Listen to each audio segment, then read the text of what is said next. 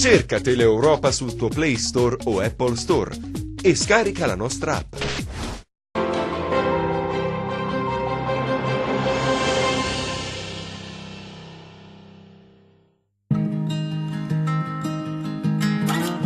Cara Lina, circa un mese è passato senza avere nessuna corrispondenza. I lucani sono un popolo che ha una sua particolare visione della propria identità, cioè continuano a sentirsi lucani anche a migliaia di chilometri di distanza, anche al di là degli oceani e anche con il passare di 2, 3 e ormai 4 generazioni dal grande momento dell'emigrazione. 60 anni fa un bambino di Matera era destinato per la sua lontananza da tutto non soltanto a una povertà fisica, ma soprattutto una povertà intellettuale. Sentirsi nominare Matera, che diventa capitale europea del 2019, per me è un'emozione.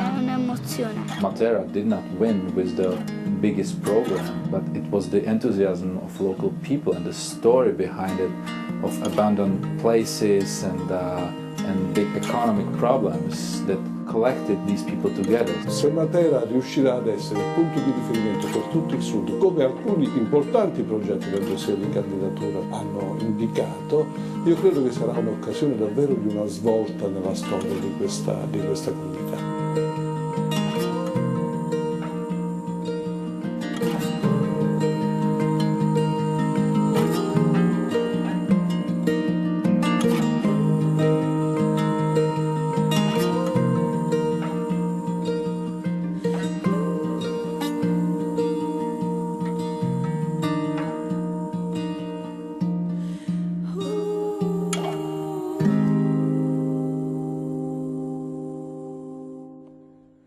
Dunque ci siamo. Ben trovati, è un appuntamento che è sospeso, come vi diciamo sempre, proprio dal titolo, in quello spazio che idealmente può unire o cerca di unire il pubblico, spettatore, e chi invece poi le cose le agisce da un punto di vista culturale, quindi le produce e le mette in piedi. E in questo viaggio, sempre senza presunzione, in punta di piedi, provando a entrare nelle vostre case, continuiamo a parlare di un'arte nobile, antichissima, che sta prendendo piede anche a queste latitudini, che è quella del cinema. Nel numero scorso abbiamo avuto ospite Giulio Vita e abbiamo svelato quella che può essere la verità e la realtà relativamente a un festival, a un luogo di aggregazione sociale che ovviamente utilizza le pellicole, i film, è un concorso di corti, anche di lungometraggi in alcuni casi internazionali che arrivano da tutto il mondo e che prova comunque a disvelare le caratteristiche di un posto preciso della Calabria, sempre più produrre arte legandosi ai luoghi e un po' l'arte questo lo sta facendo, la cultura in Calabria lo sta facendo perché si tenta di non partire e di restare. Parte un viaggio per l'appunto che è quello di oggi, che parte tipo 8 anni fa, più o meno questa è la data di inizio. Ci sono 2 giovani e questa parola dei giovani non deve mai confondere, perché giovani vuol dire, è un termine che in Italia viene associato alla speranza, non si sa mai quando finisce l'età dei giovani e quando si comincia a diventare maturi, perché una terra che investe poco dal punto di vista del prodotto interno lordo, quindi del PIL, lo 0,20% in cultura, essendo il più grande museo all'aperto del mondo, è un dato che scoraggia tantissimi, ma nonostante questo ci sono 2 personaggi che sono di Cosenza, che sono Fabrizio Nucci e Nicola Rovito, Openfield, e oggi abbiamo il piacere di avere con noi e soprattutto proviamo con lui a entrare nelle vostre case perché parliamo di Openfield Production. Buongiorno Fabio. Come stai? Tutto bene, grazie ovviamente per l'invito, per noi è un piacere essere qui e soprattutto insomma, raccontare la nostra esperienza lavorativa che ormai è diventata, si può dire, la nostra esperienza di vita, perché poi come insomma, tu stesso hai detto, quando ci si mette la passione nelle cose non è più un mero lavoro, diventa quasi una missione, quindi la volontà di trasformare un sogno in realtà, per così dire. Quindi, insomma, partiamo proprio da qui, cioè, la prima domanda è questa: 8 anni fa cosa è successo. Intanto qual è il legame che hai con Nicola? Cioè come vi siete conosciuti? No, io e il mio socio Nicola ci conosciamo, ormai sono quasi 20 anni, ho sempre difficoltà a calcolare esattamente gli anni perché poi di anno in anno ovviamente ce n'è uno in più alle spalle, quindi ormai siamo in una fase in cui abbiamo un po' perso il conto. Si tende a dimenticare. Si tende a dimenticare, chissà quale sia il motivo, no? A parte gli scherzi, sì, io e Nicola insomma, siamo legatissimi dal fatto che abbiamo condiviso l'esperienza del liceo insieme, quindi ci conosciamo da tantissimo tempo, abbiamo imparato a conoscerci sia da un punto di vista ovviamente di amicizia che da un punto di vista professionale, perché proprio 8 anni fa, dopo aver concluso il ciclo del liceo e il ciclo universitario, anche se diciamo nella fase universitaria le nostre strade si sono parzialmente separate, perché io mi sono dedicato follemente agli studi di giurisprudenza e lui ancora più follemente agli studi di farmacia, di chimica e tecnologie farmaceutiche, quindi diciamo che ci sarà questa... con le famiglie. Sì, infatti, dovevamo accontentarli, no? Diciamo che è stata una scelta anche abbastanza consapevole, ma mai quanto quella che poi abbiamo fatto in un secondo momento, cioè quella di, dopo aver affrontato i nostri rispettivi lavori, ho fatto l'avvocato per un paio di anni, Nicola lo stesso, insomma il lavoro di farmacista, ci siamo insomma posti la domanda, ma effettivamente questo però è quello ce l'avete le facce da avvocato e farmacista? È un complimento oppure...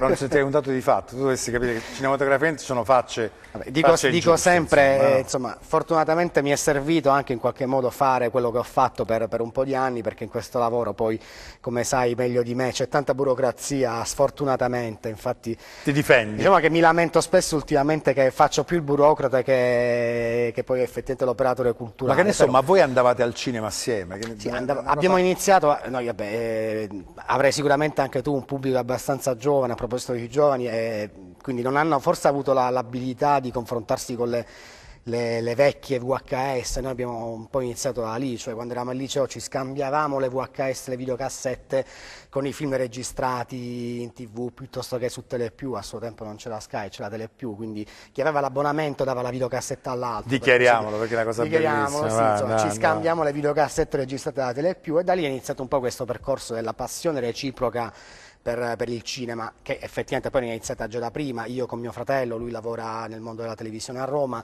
Nicola che salutiamo a proposito, Nicola anche lui con il suo parentame un po' a realizzare fin da quando eravamo piccoli quelle tipiche, diciamo, piccoli cortometraggi girati ovviamente senza troppa consapevolezza in casa, però è stato anche quello un primissimo approccio effettivamente poi a quello che effettivamente poi è diventato nel corso degli anni il nostro lavoro. Poi arriva una birra una sera, insomma, poi arriva una birra, forse anche un po' più di una birra effettivamente, e lì ci siamo un po' interrogati su cosa volessimo fare da grandi, come si suol dire, quindi abbiamo detto vogliamo continuare per questa strada del lavoro istituzionale, come si suol dire anche un po' più sicuro, o vogliamo provarci a trasformare questa passione poi effettivamente in un lavoro. E per i primi 2 anni le due cose hanno convissuto, quindi durante il giorno io la mattina alle 8 ero nel studio legale, facevo spesso nottata, orari insomma improponibili, la notte ci trovavamo con Nicola nella primissima sede dell'Open Fields, che era la sua soffitta di casa, quindi anche un ambiente abbastanza angusto per così dire, che però non ci ha frenato, non ha frenato la nostra voglia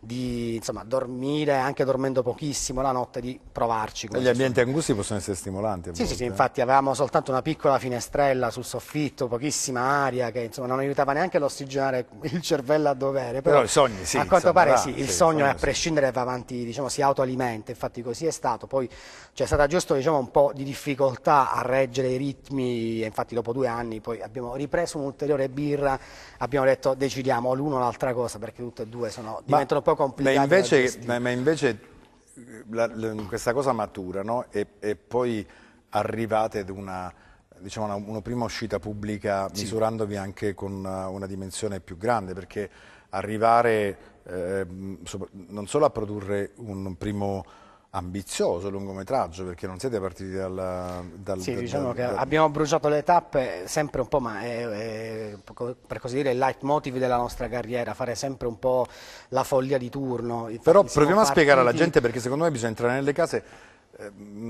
semplificando, no? Perché parlare, diciamo, faccio il produttore cinematografico, certo. In realtà poi il rischio è sempre lo stesso, che c'è qualcuno che ti dice no, ma dimmi che lavoro veramente fai nella vita. Perché... E lì bisogna confrontarsi con i costi, con quello che sono poi le ambizioni di sviluppare un film, quindi di costruirlo, intanto il soggetto, scriverlo, confrontarsi, scegliere gli attori, cioè tutta questa roba Quanto tempo vi ha fatto? Perché confronto c'è stato? È stato molto complicato, anche perché all'inizio eravamo realmente senza soldi, come si suol dire, senza poi neanche tutta questa grande consapevolezza tecnica e senza neanche conoscere il territorio, perché tutto è partito, e bisogna dargli merito, da Dante De Rose, che fu il nostro primissimo attore, una conoscenza nata per il tramite di sua nipote, che è stata mia collega all'università, per giunta Jennifer. Facevamo un cineclub, insomma, io, Nicola, Jennifer e un'altra amica, Ramona Giocoia, figlia del noto giornalista. Facevamo questo cineclub una volta a settimana, puntualmente guardavamo un film insieme e poi alla fine, invece di chiudere e andare a mangiare una pizza, facevamo le recensioni, scriviamo fisicamente la recensione del film che avevamo visto.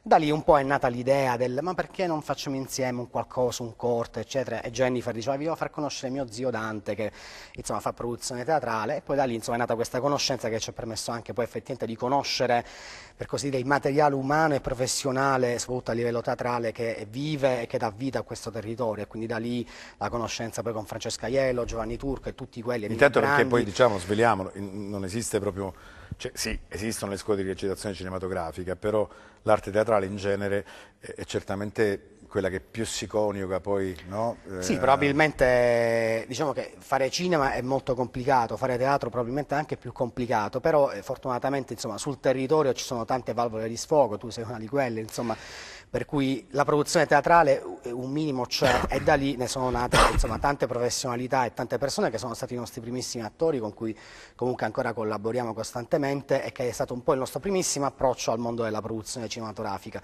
Come dicevo, non avevamo soldi, non avevamo attrezzature, quindi abbiamo dovuto prendere tutta questa cerchia di persone dicendo ragazzi, soldi non ne abbiamo, quindi come primissima esperienza, se ci date credito e ci date fiducia, vorremmo in qualche modo coinvolgervi in questo progetto. Si chiamava Goodbye Mr. President, un vero e proprio lungometraggio, 1 ora e 25. Che poi c'è di mezzo anche, avete cominciato a parlare di territorialità, ma c'erano anche i temi caldi legati alla politica sì, italiana, a dei personaggi importanti. Perché non si può dire in tempi non sospetti, perché insomma, la tematica politica diciamo che ci tocca ormai da sempre, i politici sono un po' le nostre rockstar, quindi diciamo un argomento sicuramente non nuovo, anche se in tempi non sospetti, perché prima ancora che poi ci fosse tutta questa rivoluzione politica, se così la si può chiamare, di questi ultimi anni, che non è necessariamente un complimento, voglio dire. È un dato di fatto. È un dato di fatto sicuramente. Abbiamo deciso di affrontare la tematica politica sotto una chiave comica e abbastanza grottesca, e quindi abbiamo scritto questa sceneggiatura, io e Nicola, insomma, a quattro mani, e l'abbiamo proposta poi a tutti questi ormai amici, a partire da Dante, Ernesto Rico e tanti altri, Francesco Votana. Abbiamo detto vogliamo fare un prodotto insieme, un investimento comune che possa essere non solo un'operazione culturale interessante, perché poi fare un lungometraggio è realmente molto complicato, anche se diciamo abbiamo fatto un'operazione sicuramente molto semplificata, ma è stato realmente molto difficile, ma anche per dare un primissimo messaggio che le cose qui si possono fare, che poi insomma è quello che continuiamo a distanza ormai appunto di 8 anni a continuare a voler in qualche modo dimostrare a noi stessi, prima ancora che agli altri, ma anche poi effettivamente al pubblico. L'idea importante è che questa operazione di crowdfunding quasi, no? Poi insomma i termini anglosassoni sono bellissimi e terrificanti. Insomma questa raccolta fondi, questa sorta di autofinanziamento, parte con l'ambizione addirittura di scrivere il film, produrre il film, una volta montata, quindi tutta la fase di post-produzione, con tanto di sigla, di film, il logo. Tra l'altro complimenti, perché una delle cose più belle di Open Field è proprio il logo, che mi piace tantissimo. Grazie. Anche quella è tutta opera di professionisti locali, grafici e di questo sono animatori. contento, poi magari lo sveleremo. Ma arrivate addirittura, decidete che bisogna scegliere una sala cinematografica senza voler togliere a nessuno, e decidere di far vedere ai calabresi che in realtà un film si può fare anche senza avere le grandi risorse economiche di partenza. Sì, diciamo che è stata, ripeto, un po' una follia oggi, come oggi sarebbe molto complicata replicare quell'esperienza, però è stato sicuramente un inizio, mi permetto di dire, non soltanto per noi, ma anche forse per tante altre persone che sul territorio non avevano ancora avuto effettivamente, ma più che il coraggio, diciamo la certezza di poterla fare un qualcosa di grande.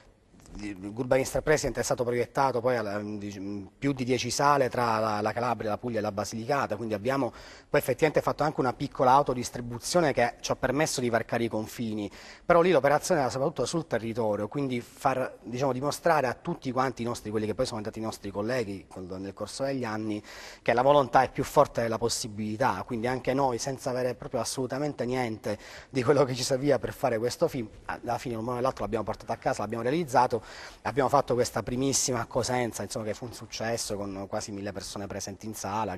Ma chi si è accorto di questa cosa? Cioè, nel senso che al di là del fatto che probabilmente le persone che lavoravano in segreto, nell'ombra, a fare o a provare a fare questo lavoro, quelli, vabbè, li abbiamo coinvolti, gli attori li abbiamo coinvolti ed è un primo dato. Qualche tecnico che abbia dato una mano da un punto di vista grafico, da un punto di vista della costruzione, del confezionamento del film, dal punto di vista della pubblicità, della distribuzione, della collaborazione, del coinvolgimento e quindi la comunicazione sociale e quant'altro. Ma chi si è accorto, tra chi fa cinema, che voi avete fatto un film? Perché questo poi è carino da dire. Sì, diciamo che insomma ce ne siamo accorti anzitutto noi, quindi abbiamo avuto proprio quel riscontro che ci serviva. Ed è un dato importante. Quindi stiamo facendo la cosa giusta, abbiamo detto sì, forse sì, continuiamo e proviamoci ulteriormente, infatti poi sono passati un po' di anni e nel frattempo ancora siamo qua, come si suol dire.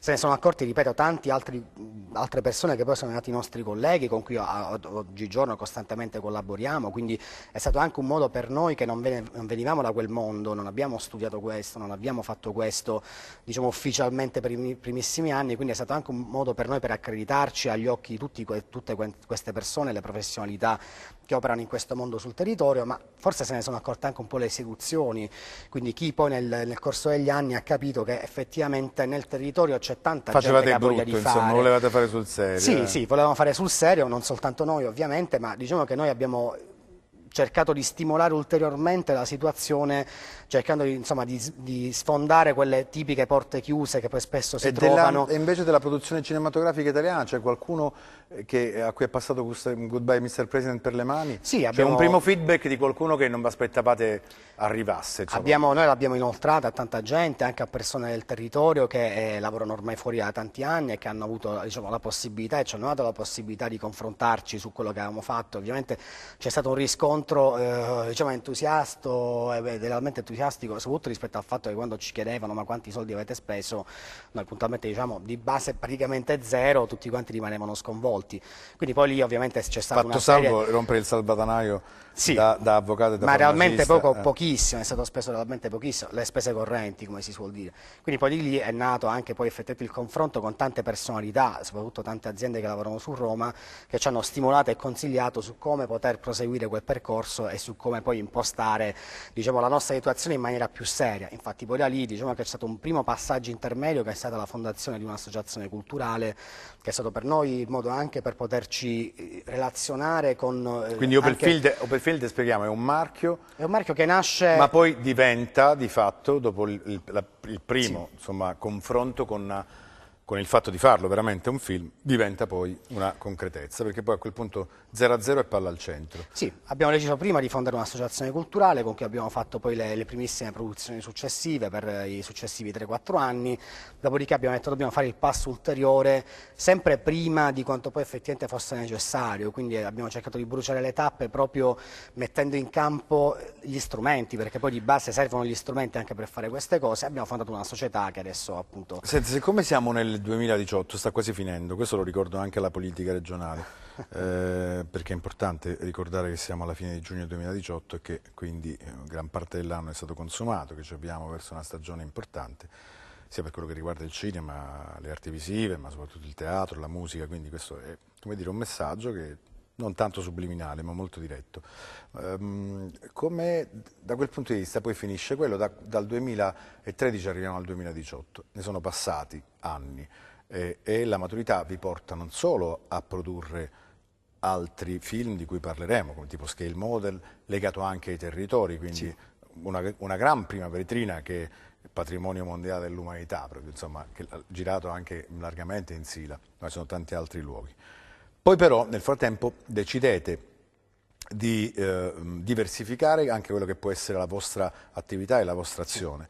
Entriamo anche in ambito del docufilm perché arriviamo al fatto che racconteremo su Matera 2019, che è stato il video che abbiamo visto in apertura di questo nostro appuntamento, ma addirittura producete anche cose non vostre, non fatte direttamente da voi. Quindi qua c'è tutta quanta una riflessione che nel frattempo vi siete concessi per capire che va diversificata l'azione di una production, di una produzione. Sì, il ragionamento che è stato fatto è, diciamo, che è tutto impostato poi effettivamente rispetto a un percorso di crescita che abbiamo un minimo in mente, che è già, diciamo, di base pianificato anche per i prossimi 3-4 anni. Quindi siamo partiti, diciamo, mettendoci proprio noi in gioco e capendo praticamente cosa bisogna fare per fare questo lavoro. Quindi siamo partiti con le primissime produzioni, Goodbye Mr. President, da cui è nata l'associazione culturale, quindi l'approccio poi leggermente più formale, più burocratico, quindi fare le cose per bene, come si suol dire. Quando poi c'è stata stretta l'associazione abbiamo fondato la società e da lì il passaggio, diciamo, alla società a quello che facciamo adesso, quindi la produzione to cura a 360 gradi, quindi come dicevi tu non soltanto produzioni nostre, quindi ci siamo un po' spogliati del ruolo di autori e stiamo cercando di ricoprire effettivamente il ruolo di produttori, quindi avere uno strumento in mano che è la società, una per giunta delle pochissime che ci sono sul nostro territorio, insomma in Calabria, e dare la possibilità a tante persone che hanno voglia di produrre, ma non soltanto di autori locali, quindi l'autore crotonese con cui stiamo collaborando attualmente, magari ne parleremo, l'autore lametino con cui stiamo collaborando, ma anche persone di fuori. Abbiamo prodotto l'anno scorso un cortometraggio di un giovanissimo regista toscano, abbiamo realizzato il secondo episodio di questa serie su Matera di cui penso parleremo, che è di una regista lucana, realizzeremo un'altra opera l'anno prossimo, in quest'autunno, che è di un regista pugliese. Insomma, stiamo cercando comunque in qualche modo di dare la possibilità a tante persone che hanno voglia di esprimersi, di farlo anzitutto qui sul nostro territorio. Quanto è necessaria? Perché lo hai detto anche parlando, cioè nelle tue frasi sono state molto chiare le parole, quindi è importante la condivisione, perché la condivisione è intanto sinonimo di crescita e quindi è un migliorarsi. Facciamo dei salti temporali come solitamente si fa anche nei film, no? Parlavamo di Tarantino prima, e quindi arriviamo avanti e arriviamo a quello che dovrà ancora succedere. Come arrivate a Matera? Qual è la cosa che vi fa scattare? Ci arriviamo per caso, perché leggemmo un articolo, questo era la fine del 2014, inizio 2015, insomma, quindi realmente quando il percorso di Matera Capitale Europea della Cultura era appena iniziato, perché la programmazione a Matera Capitale Europea della Cultura 2019 è stata lo stesso giorno in cui noi facciamo la prima di Scale Model per giunta a Cosenza, quindi c'è stato anche questo caso abbastanza particolare, per cui poi proprio pochi giorni dopo leggemmo di questa candidatura, di questa vittoria nella città di Matera, Capitale Europea della Cultura, e da lì ci siamo un po' informati. Poi purtroppo abbiamo tutti, credo, parlo sicuramente per me, ma forse anche per qualcun altro, il vizio, anche quando si parte per puro piacere, insomma, di andare molto lontano e di tralasciare i territori che sono poi effettivamente a due passi da noi. Io non ero mai stato a Matera e me ne vergogno anche a dirlo, poi effettivamente. Quindi mi sono incuriosito, ci siamo incuriositi rispetto a alla storia della città di Matera, quindi una città effettivamente dimenticata, una città anche descritta in maniera ingloriosa e anche fondamentalmente forse ingiustificata, veniva chiamata la vergogna d'Italia fino a non molti anni fa. È una città che è riuscita a passare appunto da questa situazione di totale oblio a essere capitale europea della cultura, è un qualcosa che ci ha, diciamo, fatto scattare la scintilla della curiosità, quindi abbiamo approfondito l'argomento e da lì abbiamo detto: ma perché non facciamo un documentario, che era anche un qualcosa con cui non ci eravamo ancora confrontati. Poi è sempre bello sfidare se stessi. Il docufilm è una grande tendenza anche del cinema internazionale. Sì, ma il documentario è ormai anche una forma di narrazione che a me piace tanto, che si sta sviluppando tanto, poi permette anche di confrontarsi con tanti aspetti anche differenziati, perché c'è il documentario puro, quindi verità al 100%, c'è il docufilm anche con degli spunti fondamentalmente romanzati, c'è il mockumentary, ci sono tante forme poi di documentario. Il vostro somiglia, è un ibrido in realtà, perché raccontate una verità assoluta relativamente alla città, ma il fatto che voi abbiate scelto, almeno in quello che abbiamo visto al primo trailer, di entrare a bomba sulle facce, ci sono tanti primi piani con degli stacchi importanti. Sì, diciamo che ci sono occhi che raccontano rughe, giovani, c'è l'evoluzione di un popolo anche. Sì, è tutta verità, cioè quello che vediamo è assolutamente vero, sono le voci reali dei protagonisti. In questa serie sono 4 episodi, uno l'anno dal 2015 al 2019, e parliamo proprio dell'evoluzione, quindi della preparazione a Matera 2019, ma è un po' il pretesto per raccontare la Basilicata, Matera, ma un po' tutto il sud E come hanno Italia. accolto questa idea di voi due che arrivate dalla Calabria, da Cosenza? Dice, ma perché non raccontate il Pollino? A noi direttamente, ma quindi come l'hanno accolti i calabresi o come No, l'hanno accolti i lucani? no, i lucani, questo è importante. Diciamo, a noi direttamente non hanno detto nulla, ci sono arrivate un po' di voci, qualcuno ha detto ma perché non ci abbiamo pensato noi lucani, oppure ma cosa vogliono questi calabresi da noi, insomma, diciamo un po' di diffidenza poi come a volte bella, capita. insomma, perché... Sì, perché poi diciamo anche in modo se lavori bene di smentirla la diffidenza. Il Noi conflitto speriamo... poi comunque serve anche nel cinema, non solo Certo, no, ma infatti è stato proprio un approccio alla fine, diciamo col senno di poi, anche se il percorso non è finito perché finirà l'anno prossimo, ma fondamentalmente diciamo che il bilancio è molto positivo perché è stato non solo per noi un modo di confrontarci con una realtà importante qual è quella della Basilicata, che ha anche una tradizione di produzione culturale, di produzione cinematografica molto più importante della nostra perché siamo partiti prima, ma è stato anche un modo per confrontarci con un popolo e una comunità, quella dei lucani, che è molto simile a quella dei calabresi. Quindi no, qui ti interrompo un attimo perché facciamo, come ti dicevo prima, è passata quasi la prima mezz'ora del blocco della nostra trasmissione ed è volata. Vuol dire che ci stiamo divertendo a dire le cose e speriamo che si diverte anche chi ci sta ascoltando dall'altra parte. E facciamo questo primo stacco con altre immagini che vi regaliamo da Open Field Production, poi torniamo e vi raccontiamo la seconda parte di questo ragionamento sia su Matera ma sul resto. Open Field Production, protagonisti in proscenico in questo numero di questa settimana.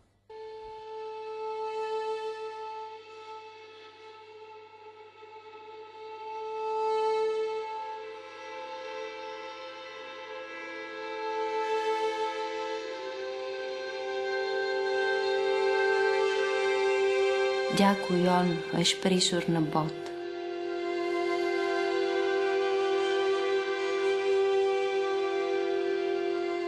Pika gjak, pika djers, pika ljot.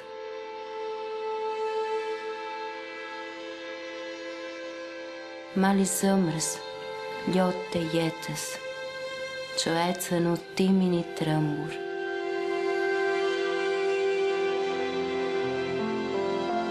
Fati një populli nëmur, pa paqe.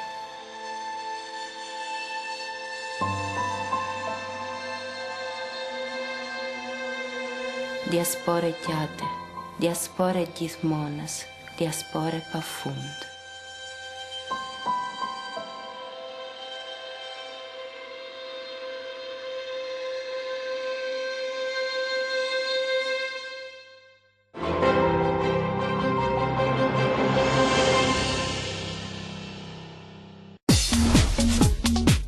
Cerca Teleeuropa sul tuo Play Store o Apple Store e scarica la nostra app.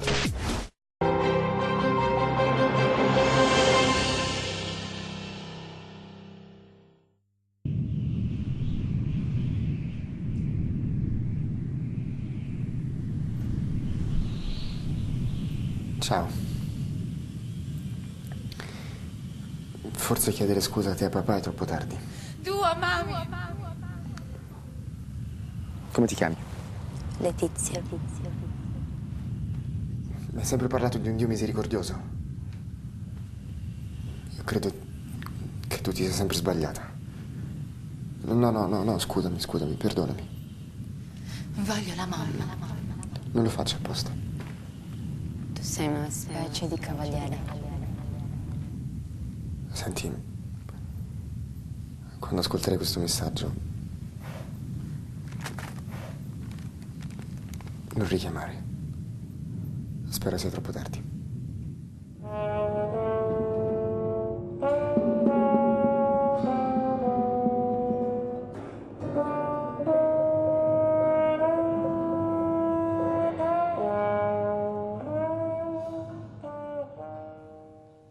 E quindi abbiamo fatto un bel viaggio. In chiusura di primo blocco siamo usciti con Arberia, di cui parleremo ovviamente, e poi questo è un altro prodotto che tra le altre cose vede protagonista un regista, come abbiamo detto prima. La produzione funziona anche così e quindi c'è un regista toscano che viene a farsi produrre da una produzione calabrese. Leviamo la parola giovane, ve l'ho detto, perché è una parola che viene utilizzata male a queste latitudini. No, nel senso, giovane. Dice, ma tu sei giovane, che vuoi? E invece no, perché i giovani, soprattutto quando decidono di mollare dei mestieri, delle professioni, perché la passione prende il sopravvento. Ecco perché, ecco come nasce la ricetta di Open Field Production. Di nuovo con Fabrizio Nucci qui entriamo nelle vostre case per provare a spiegarvi quello che è il lessico di chi comincia a fare un mestiere di questo tipo e quali sono le difficoltà ma anche le gioie di poterlo fare in una terra come questa. Stavamo parlando e continuiamo a parlare con Fabrizio di Matera e quindi di quello che poi il rapporto dice vabbè sono arrivati questi calabri, ma perché non abbiamo pensato prima noi a fare un bel documentario su Matera? In realtà poi immagino che questa cosa vi ha preso sempre di più, perché poi pensare che si svilupperà un progetto in 4 anni, quando si arriva in una terra... Molto complicato. Però pensa, c'è un momento topico secondo me, no? Questa rivoluzione anche di Scanzano, è legata anche ai rifiuti, al fatto che un popolo si unisce attorno ad una protesta eclatante. Diciamo non vogliamo morire di veleni e si riuniscono tutti quanti assieme. Contestualmente riscoprono di avere questo lembo di terra rispetto alla Calabria, perché è piccolissimo, divisa come la Calabria da questa possibilità dei 2 mari e con una dorsale straordinaria, veramente bella, cosa che comunque in Calabria non manca, ma di questo fanno una gran risorsa, quindi dei Sassi di Matera, cioè ora non scomodiamo il grande cinema internazionale, ma però hanno posto come vocazione dei territori il fatto di essere un set location importante. Quanto i lucani secondo te sono abituati a questa situazione, quanto la stanno vivendo bene e quanto capiscono che è una risorsa? Guarda, sicuramente hanno capito che è una risorsa e lo si capisce anche poi tangibilmente quando vai a Matera. Si vedono tante attività commerciali che prima non c'erano, c'è tanta vita, c'è moltissimo turismo che poi diciamo di base il riscontro più immediato rispetto alla trasformazione di un territorio, vedere gente dove prima non c'era. Noi ormai abbiamo imparato a conoscere Matera, la Basilicata, visto che lavoriamo lì da ormai quasi 3 anni, quindi sappiamo quello che la gente ha vissuto realmente fino a non molti anni fa. Non è tanto un discorso di vergogna d'Italia, è proprio un discorso di usciamo la sera per strada, non c'era nulla, avevamo voglia di bere quella famosa birra, non c'era un posto aperto dove berla. Adesso attualmente è tutto trasformato, tutto forse addirittura estremizzato all'opposto, per cui poi magari nasce anche il fenomeno per assurdo opposto di chi si lamenta che ci sono troppi bed and breakfast, c'è troppa gente per strada, perché poi magari anche il cittadino autoctono può provare anche un po' di fastidio a vedere invasa la propria città dai era turisti. Certamente una regione silenziosa. Sicuramente, insomma. vabbè, lo è ancora perché la Basilicata insomma, è delle terre con la minor densità di popolazione d'Italia, quindi rimane ancora un posto diciamo, dove realmente si può stare in pace e ritrovare se stessi, che poi è un po' anche la chiave del turismo lucano, perché al di là di Matera, la Basilicata come la Calabria, come tutto il sud Italia, ma in generale l'Italia, come dicevi tu stesso, abbiamo dei patrimoni indescrivibili in positivo, per cui realmente non si sa da dove partire. Ed è quello che proprio i turisti che vengono da fuori capiscono meglio di noi. Abbiamo girato il secondo episodio di questa serie di 4 episodi su Matera, diretto da una regista lucana, Vania Cauzzillo, anche in un piccolissimo paese vicino a Matera che si chiama Irsina, paese totalmente abbandonato fino a qualche anno fa, e dove un'imprenditrice inglese, mi verrebbe dire ovviamente, però grazie alla collaborazione di suo marito che è lucano, hanno deciso di rivalutare totalmente insomma, questo piccolo borgo di Irsina, ristrutturando le case, ovviamente soltanto con manodopera locale, vendendole a turisti stranieri. Quindi attualmente questo paese è abitato da belgi, da inglesi, da tedeschi, olandesi. Quanto è distante dal mare questo posto? È abbastanza vicino, sicuramente è molto vicino a Matera, che è un po' la chiave di collegamento, perché poi la gente va in Basilicata di base purtroppo per andare a Matera, e spesso anche i turisti vanno a Matera pensando che sia in Puglia, poi tra parentesi, non si sa perché, forse perché anche la Puglia sta sfruttando questa onda lunga di Matera, perché Matera è vicinissima alla Puglia, però ne stanno approfittando anche piccoli paesi come Irsina che insomma stanno vivendo una seconda gioventù grazie a questa insomma, grande rinnovamento a livello turistico, e il turista che va ad Irsina non va lì per fare un investimento economico, non compra una casa per un investimento economico, ma ci va per un investimento di vita, perché quando poi si affaccia dalle finestre di casa e vede i paesaggi tipici lucani, bellissimi, anche fondamentalmente intatti, vede un qualcosa a cui noi siamo troppo abituati e quindi non ci rendiamo conto del patrimonio effettivamente che c'è. E questo è un po' quello che noi stiamo cercando di raccontare, non solo col documentario su Matera, ma un po' con tutta la nostra produzione insomma, cinematografica. Il film che appunto stiamo realizzando in questo periodo, Arberia, è anche un'altra operazione culturale che vuole raccontare il territorio. Noi abbiamo deciso di rimanere qui, non solo di cambiare lavoro, ma anche di cambiarlo restando appunto in Calabria per comunicare il nostro territorio, che poi appunto non sempre vuol dire come si suol dire anche anche raccontare, diciamo, il marcio che c'è, come c'è in Calabria, c'è ovunque. Vabbè, quello è chiaro. Noi vogliamo raccontare il territorio per raccontare non solo le bellezze del territorio, ma anche proprio le particolarità storico-culturali che ci contraddistinguono e che sono il nostro vero patrimonio. Anche le facce, perché secondo me la Calabria, anche le al di là del facce, fatto che certo. poi noi citiamo l'Alberia ed è un pezzo di Calabria, no? Con una comunità straordinaria. Sì, quando poi si gira... Insomma, questo popolo ibrido che vive in Calabria, secondo me, ha delle connotazioni, al di là con tantissimi amici, da musicisti a artisti di vario tipo.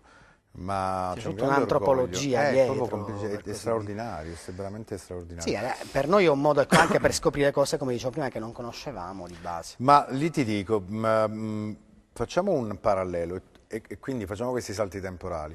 Da Matera torniamo indietro e torniamo a Scale Model, no? Sì. Anche lì voi decidete di ovviamente scrivere un soggetto e di metterlo in produzione, di coinvolgere degli attori, molti ovviamente tantissimi locali, e di utilizzare delle riprese fatte in gran parte in una zona bellissima della Calabria che ricordo ovviamente a tutti quelli che ci ascoltano da ogni anfratto della Calabria, che è la Sila, no?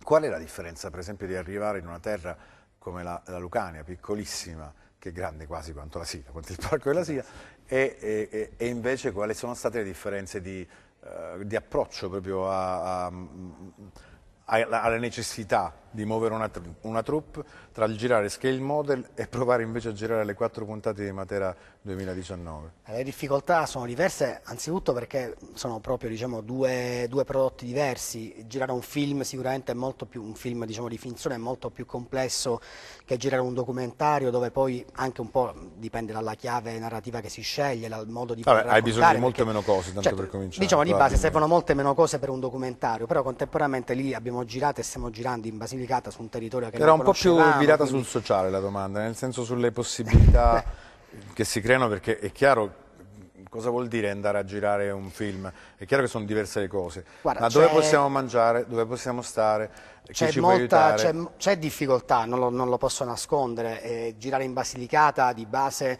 noi abbiamo girato per giunta il primo episodio del documentario in Basilicata, anche in collaborazione con la Lucana Film Commission, quando la Calabria Film Commission ancora, diciamo, non esisteva, in una fase transitoria, quindi abbiamo avuto lì realmente il nostro grande salto di qualità è stato l'avere la capacità e la possibilità di raffrontarci con un'istituzione, perché poi l'istituzione non è soltanto chi ti dà i soldi, è anche chi di base ti aiuta a capire come funziona un territorio. E intanto ti dà fiducia nel progetto che ti dà fiducia in un progetto, che vuol dire anche, diciamo, autostima di base, fondamentalmente la possibilità di avere qualcuno che dice sì, è un bel prodotto, fatelo, realizzatelo, vi diamo una mano, che è stata effettivamente la primissima volta che un'istituzione ci ha aperto le porte, ci ha dato la possibilità di confrontarci con un discorso, diciamo, un po' più serio. E quindi è stato sicuramente molto più facile, perché poi lì la Film Commission ci ha aiutato sia da un punto di vista di autorizzazioni, di permessi, che per poi trovare tutte quelle professionalità tecnico-artistiche che hanno contribuito alla realizzazione del documentario. Era per noi una terra totalmente sconosciuta, quindi chi ha dovuto fare la presa diretta piuttosto che chi ha realizzato i titoli di testa del documentario, tutte persone assolutamente lucane che lavorano in quel territorio, che come noi hanno deciso di restare in Basilicata a lavorare, che noi non conoscevamo, e la conoscenza è stata anche in qualche modo grazie all'intermediazione della Film Commission. Quando abbiamo girato Scale Model, parliamo del 2014-2015, qui ancora effettivamente non c'era nulla, la Sila era, ma lo è tuttora, fortunatamente forse un territorio assolutamente vergine, diciamo quasi selvaggio, quindi ci siamo dovuti poi raffrontare effettivamente con il nulla, abbiamo dovuto costruire da soli sia tutto quanto riguarda il discorso logistico, di ospitalità, per far mangiare la truppa eccetera, gli spostamenti, una serie di difficoltà sicuramente non indifferenti, che però non ci hanno in qualche modo formato. Questa può essere un po', diciamo, anche la chiave di cosa bisogna fare su questo territorio per agevolare le produzioni, perché poi noi siamo ovviamente una società anche molto piccola, ma la produzione cinematografica è comunque un meccanismo che muove centinaia di persone, muove tantissime economie. Sì, ho capito, ma essere una realtà piccola non vuol dire nulla, nel senso che bisogna attrezzarsi a prescindere per valorizzare i territori e perché possono essere utilizzati come set location, perché poi ad una realtà grande devi dare dei numeri grandi, quindi... Per dire, noi un po' ci siamo adeguati e ci adeguiamo, perché poi abbiamo, voglio dire, a noi ci spinge la volontà di lavorare su questo territorio e di comunicarlo. la grande major, la grande produzione romana piuttosto che produzione internazionale sceglie un territorio sicuramente anche per le caratteristiche di quel territorio, ma anche e soprattutto per le agevolazioni che può avere nel girare in quel territorio. Di conseguenza, se scelgono la Calabria è perché in Calabria ci sono le professionalità, c'è la possibilità di muoversi in maniera agile, veloce, ci sono le strade, le infrastrutture, le strutture che ti possono anche poi effettivamente ospitare, c'è un censimento di location, insomma c'è ancora tanto da costruire per attirare, ma più che le produzioni proprio in generale la possibilità che questo territorio possa Quindi avere una diamo nuova un messaggio ai nostri amici di Calabria Film Commission dicendo che probabilmente, ma chiaramente conoscendo anche le difficoltà che loro hanno nel rapporto con la Regione Calabria, di quello che invece si rende necessario per poter garantire, per poter permettere uno sviluppo della produzione cinematografica in maniera continuativa, perché questo poi diventa sì, farlo una volta ogni tanto serve a poco, deve poco. essere un ciclo continuo, come diciamo spesso, per rimanere un po' nel nostro circondario, come per la Puglia ogni anno comunque ha delle dotazioni finanziarie molto alte, ha una struttura ecco, dotazioni finanziarie molto alte, nel senso che, voglio dirvi, questa è una cosa che dico sempre, che il riscatto di questa terra perché può passare dalla produzione culturale? Perché certamente con tutto quello che abbiamo di patrimonio, no? Nelle zone che afferiscono all'area magnogreca, i litorali, la Sila, cioè tutti i posti straordinari, ma anche i polimuseali che noi abbiamo, le biblioteche importantissime, il veicolare queste possibilità attraverso la cultura, quindi attraverso i film, attraverso gli spettacoli, attraverso il teatro, attraverso la musica, attraverso festival di genere e di settore, non può che essere un acceleratore del turismo, perché la gente non va più a visitare un luogo se poi non ha nient'altro da fare la sera o comunque come impegnare il tempo. Cioè questo è importante. Certo, no? ma il cinema può essere effettivamente la chiave, perché lo è già stata per tanti altri territori. La Puglia è conosciuta ultimamente, negli ultimi 10 anni, anche perché ci sono stati film che l'hanno comunicata. Matera è conosciuta anche perché ci sono stati film ovviamente di cartellone molto importanti. Citiamo il primo in assoluto, va. Vabbè, il solito Mel Gibson, ma per non tornare indietro a film anche forse culturalmente più interessanti, diciamo le operazioni poi effettivamente... Ma anche Basilicata Cost to Cost, poi cioè, voglio dire... Le operazioni più commerciali servono perché arrivano al grande pubblico, il grande pubblico poi si incuriosisce, c'è ogni anno un pubblico non indifferente di americani che vanno a Matera soltanto per andare a vedere il set, che però non esiste di base, di Mel Gibson, però poter dire qui ha girato Mel Gibson per loro è un motivo di orgoglio, per scattare la foto. Noi dobbiamo fare un po' queste operazioni. Vabbè, ci sono ancora a Vienna i cicli per, come si chiama, là, il commissario Rex, quindi si vende in Sicilia la set location di Montalbano, per cui mi pare che la cosa funzioni. Il classico cineturismo, poi voglio dire, il cinema fondamentalmente è anche una forma di comunicazione a 360 gradi e potenzialmente eterna. Un film si vede oggi che esce, ma si vede anche tra 10 anni, quindi la possibilità di rappresentare in video un territorio, la sua storia, la sua cultura, ma anche semplicemente ecco, di raffrontarsi con una situazione diversa e permettere a un pubblico straniero di conoscerla, è importante perché è una forma di promozione durevole, non è il 6x3 che metti per strada. Qual è il film che piace di più in assoluto, scavando nella memoria a Fabrizio? Mia? Sì, sì. È molto complicato. Uno, ti do la possibilità di 3 titoli. Beh, diciamo che dico sempre i film come la musica, come l'arte in genere, almeno per me è un po' legato al periodo. Quindi c'è un film che oggi adoro tantissimo perché magari c'è un umore di qualche tipo che poi domani dimentico e diciamo volto pagina e passa avanti. Sono sicuramente molto legato ai primissimi titoli che ho visto, poi anche quando ero piccolo. Ne dico uno, vabbè, che è anche un po' banale, ma lo dico perché l'ho rivisto di recente e soprattutto l'ho visto per la prima volta al cinema. Secondo me non c'è mai banalità, quando uno dichiara veramente la sincerità. No, secondo me sì. Ho visto, a proposito, per chi non lo sappia, invito a vederlo perché a quanto pare ha avuto così tanto successo che verrà riproposto a fine mese 2001 di Stare nello spazio al cinema. Mai visto al cinema ovviamente per ovvie ragioni anagrafiche, l'ho visto proprio insomma pochissimi giorni fa che c'è stata questa riedizione rimasterizzata e è stata un'esperienza, non lo vedevo da un po' di anni, sicuramente importante. È un film a cui sono molto legato perché è stato uno dei primissimi film che ho visto per giunta, quindi sono partito subito con film leggeri, come si suol dire. A me è successa questa cosa qui, vedi che le domande non sono manco a caso. Una volta andai, ma anni fa, a trovare Peppino Mazzotta a Roma, che ovviamente saluto e ritengo anche tu, ed era talmente entusiasta di questo cofanetto che aveva comprato su uno speciale di di questo film, quindi di questo speciale di Kubrick, che era la genesi di tutto quanto il concepimento, la scrittura del film, il girato, che è un materiale straordinario. Era questo cofanetto di DVD. Se lo teneva stretto, sì, no, che gelosamente custodiva, ma intanto che ha generosamente offerto a noi per farci scoprire questo mondo.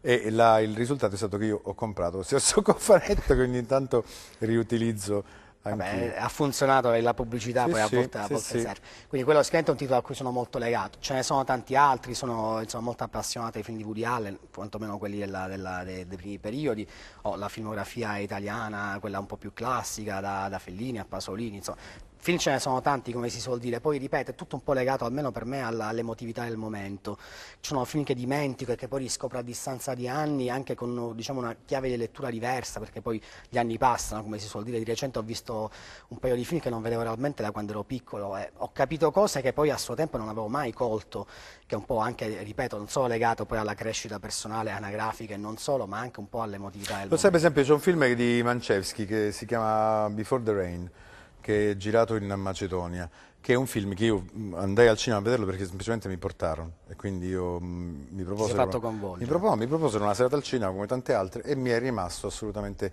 impresso. Una delle pellicole che ogni tanto poi ciclicamente riguardo, perché soprattutto l'utilizzo della macchina che lui fa per il luogo, cioè ti fa scoprire un luogo che veramente io pensavo al mondo non esistesse, cioè un posto bellissimo, quindi ancora di più viene rafforzato questo nostro ragionamento sui luoghi e sulla valorizzazione dei luoghi, perché il cinema può essere un grande volano. Scare Model, della storia, passiamo da Goodbye Mr. Predator a Scare Model, che invece è un po' a tinte noire. Abbiamo proprio, diciamo, siamo andati all'opposto, all'estremo opposto, quindi abbiamo diciamo, voluto raccontare una storia in chiave noir, che è la storia di un omicidio, quindi trasformando poi effettivamente la Sila in un territorio anche un po' pieno di fantasmi, con diciamo anche un tono abbastanza da thriller, quindi una cosa anche penso abbastanza inedita, ed è stato diciamo una sfida importante per noi, non solo perché è stata la primissima esperienza dopo Goodbye Mr. President in cui abbiamo anche investito dei soldi poi diciamo di tasca nostra in questa produzione, neanche così pochi per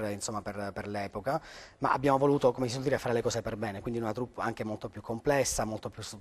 Abbiamo convissuto tutti quanti, noi tecnici, anche gli attori in Sila per sì, io i racconti che arrivano da Paolo, da Emilia, quindi ed è stato entusiasmante, perché poi diciamo non solo abbiamo convissuto un po' l'atmosfera, penso quella che si è vissuta quando hanno girato Shining, perché eravamo totalmente isolati in mezzo al nulla, c'eravamo soltanto noi a Lorica, quindi è stato bello e è stato diciamo anche quasi magico. Poi finiamo di girare e lì partiva poi effettivamente la parte più bella della giornata, perché poi per quanto tutti molto stanchi c'era chi prendeva la chitarra e qui si iniziava insomma anche poi a vivere il cinema per quello che è poi effettivamente una condivisione, perché il cinema non è solo condivisione quando poi si va in sala a guardare il film. Proprio ieri parlavo di questo con una serie di amici, insomma l'esperienza cinema che un po' si sta perdendo, ma anche qui non dico niente di nuovo, ma che è importantissima, è molto diverso vedere un film al cinema piuttosto che vederlo a casa.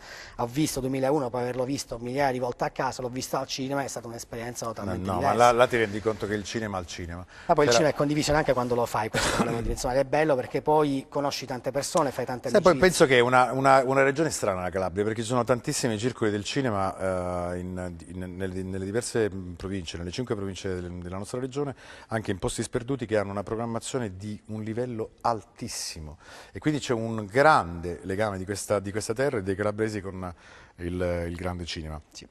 Il tempo è finito, quindi come ti dicevo prima, tra le altre cose dobbiamo avere anche il tempo per mandare l'ultimo contributo.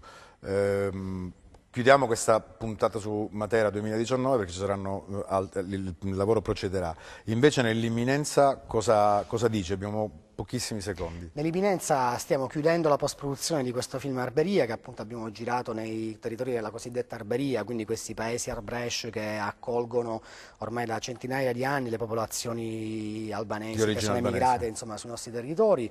In post-produzione regia di Francesco Olivieri, una regista piemontese, anche lei che ha scelto di girare qui in Calabria. Come me per il Pino Loricato. E che ci ha appunto contattati proprio perché voleva girare qui in Calabria. Stiamo concludendo questa serie in 4 episodi che verrà presentata terminata poi appunto nel 2019 per intero, e poi una serie di progetti, forse ritorneremo a fare gli autori, ma insomma parliamo da qui a un paio d'anni, quindi sicuramente ci sono un po' di progetti in cantiere, un altro cortometraggio che gireremo in Campania da alcuni autori crotonesi dedicato alle tematiche dell'immigrazione. Insomma, siamo sempre in produzione, come si suol dire, non ci fermiamo mai. Io ho una vecchia promessa a Dodi Nicola che dobbiamo fare una cosa assieme, comunque le nostre strade si incroceranno. Quando vuoi, Fabio, promettimi intanto che comunque torni, cioè che ci rivediamo e che parleremo di quello che fai. È sempre un piacere essere qui. Grazie a Open Field Production, e quindi un pezzo di Calabria cinematografica che sta girando non soltanto la Calabria, l'Italia, ma anche il mondo, con una grande volontà di fare impresa culturale, di farla in maniera seria.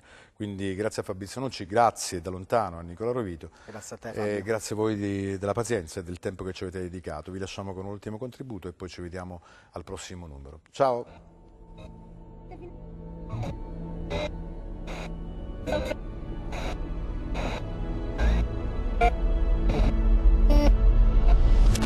And brutal oppression. I pay my own money, I go to work. You can save money for While around the other side of the Just now they asked me where are Ci siamo salvati perché eravamo nel proceso migratorio, el caos. 2012, the revolution. Syria's largest city. Explosives in targeted areas was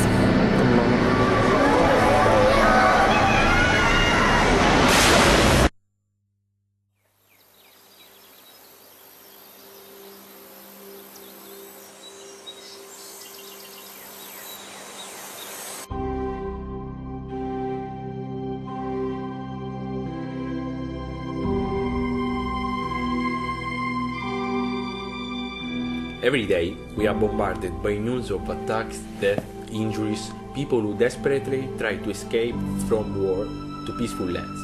In this context, the attention of the media often focuses only on one part of the world, the West, which is considered an innocent victim. With this short film, we aim to subvert the focus, offering a new perspective from which spying the world around us. To this purpose, we have chosen Amal, an Arab man who has lost everything, his house and cares during the war. Remained alone, Amal decides to live outside the village, inside the sold car that he turned into a real house. Running away from that place is his only dream, to find peace and serenity elsewhere. For this reason, he spent his day trying to fix the old ruin with the hope to get it moving again one day. The memory of the war torments his day and his dreams, especially the sense of guilt because of his beloved loss. Precisely, the character of the woman will be essential in the story. A persistent apparition will indicate Amal the real way towards the freedom. If leaving everything may seem the easiest way to the happiness, the man will soon discover that the real journey to make is waiting himself. Only after being reconciled with his conscience, he will be able to find a more calm and peaceful life. Amal is a 20 minutes short film that was born from the need to tell something true, real and human. This is certainly a story that leads to meditation. Our intention is essentially to deliver a profound and ambitious message. This doesn't represent the classical reflection on the world, but it's rather a journey within the human soul fragility, its weakness, difficulties and disappointments. It is about a story of human being who must face the loss of his house, his woman and the peace. The thing we liked most was preciously this universality of the message. Each one of us could be Amal. It is a hopeless story that tells the chance to find the hope again.